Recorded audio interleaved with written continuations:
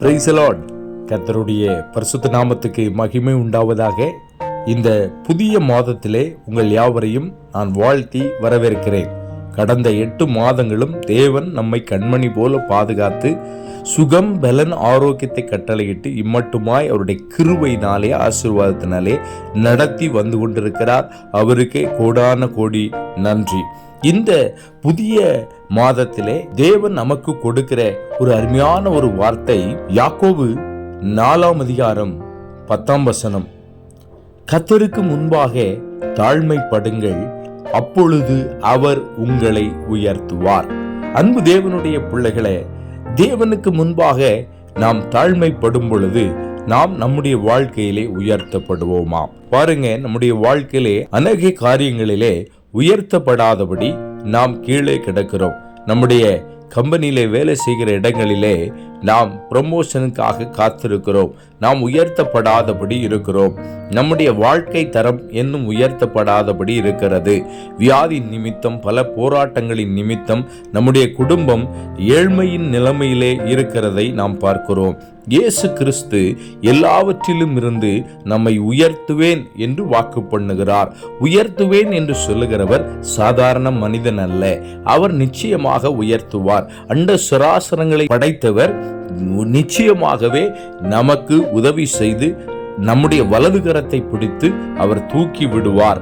அன்பு தேவனுடைய பிள்ளைகளே, ஆமேன். லூக்கா எழுதின சுவிசேஷம் 14ஆம் அதிகாரம் 11ஆம் வசனத்திலே இவ்விதமாய் சொல்லப்பட்டிருக்கிறது. தன்னைத்தான் உயர்த்துகிறவன் எவனும் தாழ்த்தப்படுவான், தன்னைத்தான் தாழ்த்துகிறவன் உயர்த்தப்படுவான் என்று இயேசு கிறிஸ்து சொல்லுகிறார்.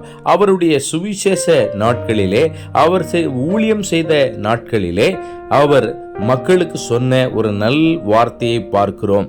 தன்னைத்தான் உயர்த்துகிறவன் எவனும் தாழ்த்தப்படுவான். இந்த உலகத்திலே எங்கே பார்த்தாலும் நாம் ஹெட்வைட்டாக நாம் நடக்கக்கூடாது. நம்முடைய வாழ்க்கையிலே தாழ்மையை கற்றுக்கொள்ள வேண்டும். யாருக்கும் நாம் அடிமை இல்லை.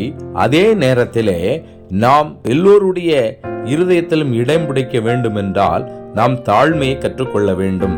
எப்பொழுதும் ஹெட்வைட்ல நாம் பேசிக்கொண்டிருந்தால் யாருமே நம்ம மேல இஷ்டப்பட மாட்டாங்க. நம்முடைய வாழ்க்கையிலே தொழில் முன்னேறுவதற்கு அது இடைஞ்சலாக இருக்கும். அன்பு தேவனுடைய பிள்ளைகள், அதைத்தான் இங்கே இயேசு ஒரு நல் வார்த்தைகளாக சொல்லியிருக்கிறார். தன்னைத்தான் உயர்த்துகிறவன் எவனும் தாழ்த்தப்படுவான். பாருங்க, நம்முடைய கம்பெனியில நாம் உயர்த்தப்பட்டவனாக வர வேண்டும் என்று சொன்னால் நாம் எல்லாருடைய காரியங்களிலும் நாம் தாழ்மையை கற்றுக்கொண்டு தாழ்மையோடு பேச வேண்டும். முதலாளி இடத்திலே தாழ்மையோடு பேச வேண்டும். கம்பெனியில் வேலை செய்கிற இடத்திலே, உடன் ஊழியர்களிடத்திலே தாழ்மையோடு பேச வேண்டும். அப்பொழுது நாம் உயர்த்தப்படுவோம். நம்முடைய வாழ்க்கையிலே யாரெல்லாம் நாம் சந்திக்கிறோமோ, தொழிலில் யாரெல்லாம் சந்திக்கிறோமோ, நம்முடைய குடும்பத்திலே யாரெல்லாம் நாம் சந்திக்கிறோமோ, எல்லாரிடத்திலும் தாழ்மையோடு நாம் நடந்து கொள்ளும் பொழுது நாம் உயர்த்தப்படுவோம். அன்பு தேவனுடைய பிள்ளைகளே, ஆமேன். வேதத்தில் இப்படி ஒரு வசனத்தை வாசிக்கிறோம். சங்கீதம் 95:6 நம்மை உண்டாக்கின கர்த்தருக்கு முன்பாக நாம் பணிந்து குனிந்து முழங்கால் பண்ணிட கடவோம் வாருங்கள் என்று சங்கீதக்காரனாகிய தாவீது சொல்லுகிறார். அவர் நம்மை உண்டாக்கின தேவன். அவருக்கு முன்பாக நாம் பணிந்து குனிந்து முழங்கால் பண்ணிட கடவோம் வாருங்கள் என்று சொல்லப்பட்டிருக்கிறது. நம்முடைய வாழ்க்கையிலே தினந்தோறும் முழங்கால் படியிட்டு ஆண்டவருடைய சமூகத்திலே நம்மை தாழ்த்தி தேவனுடைய சமூகத்திலே ஜெபிக்கிறவர்களாய் இருக்க வேண்டும். வேதத்திலே பார்க்கும் பொழுது லூக்கா எழுதின சுவிசேஷம் 18ஆம் அதிகாரம் 14ஆம் வசனத்திலே அங்கே 2 பேர் ஜெபிக்க போனாங்க. ஒருவன் பணக்காரன், ஒருவன் ஏழை. 2 பேரும் ஜெபிக்க போனாங்க.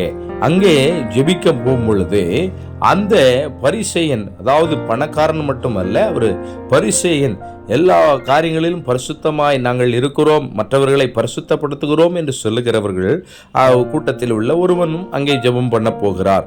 அவர் சொல்லுகிறார், நான் தினந்தோறும் ஜெபம் பண்ணுகிறேன், 3 வேளையிலும் ஸ்நானம் பண்ணி ஜெபம் பண்ணுகிறேன், நான் உபவாசம் இருக்கிறேன் என்று சொல்லி தன்னுடைய காரியங்களை குறித்து, நீதியை குறித்து அவன் இன்னும் அதிகமாய் சொல்லிக்கொண்டே இருக்கிறதை பார்க்கிறோம். ஆனால் ஒரு ஏழை அப்படி சொல்லாமல் அவன் தேவனுடைய சமூகத்திலே தன்னை தாழ்த்தினான். அவன் அல்ல, இவனே நீதிமானாக்கப்பட்டான் என்று இங்கே லூக்கா 18ஆம் அதிகாரம் 14ஆம் வசனத்திலே சொல்லப்பட்டிருக்கிறது. அன்பு தேவனுடைய பிள்ளைகளே, நம்முடைய வாழ்க்கையிலே எப்பொழுதும் நாம் செய்கிற நீதியை, நாம் செய்கிற ஒரு சில காரியங்களை குறித்து மேன்மை பாராட்டி கொண்டு, நான் அப்படி செய்து விட்டேன், இப்படி செய்து விட்டேன், தேவனுடைய ஆலயத்தை கட்டுவதற்கு பணத்தை கொடுத்து விட்டேன், நிறைய காரியங்களை நான் செய்து விட்டேன் என்று சொல்லி தன்னைத்தான் நாம் பெருமைப்படுத்தி கொண்டு இருப்போம் என்று சொன்னால், தினந்தோறும் நாம் ஜெபிக்கிறேன், உபவாசம் இருந்து ஜெபம் பண்றேன் அப்படியெல்லாம் சொல்லி தன்னை குறித்து நம்மை குறித்து நாம் உயர்த்தி பேசுவோம் என்று சொன்னால், நம்முடைய வாழ்க்கையிலே நாம் அது கீழே செல்வதற்கு அடையாளமாக இருக்கும். இந்த ஏழையினுடைய ஜெபத்தை போல தேவனே பாவியாகி என் மேல் கிருபையாயிரும் என்கிற அந்த வார்த்தையின்படி தேவ சமூகத்திலே இரக்கத்தை நாம் பெற்றுக்கொள்ள வேண்டும்.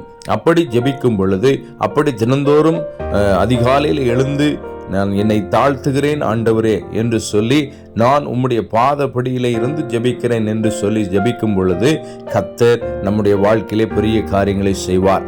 வேதத்திலே அநேக நபர்களை நாம் பார்க்கிறோம். தாவீதினுடைய ஜெபத்திற்கு, தாவீதினுடைய தாழ்மையான ஜெபத்திற்கு தேவன் பதில் கொடுத்தார். ஆமே ஸ்தோத்திரம். மனாசேனுடைய கெஞ்சிதலுக்கு தேவன் இறங்கி பதில் கொடுத்தார்.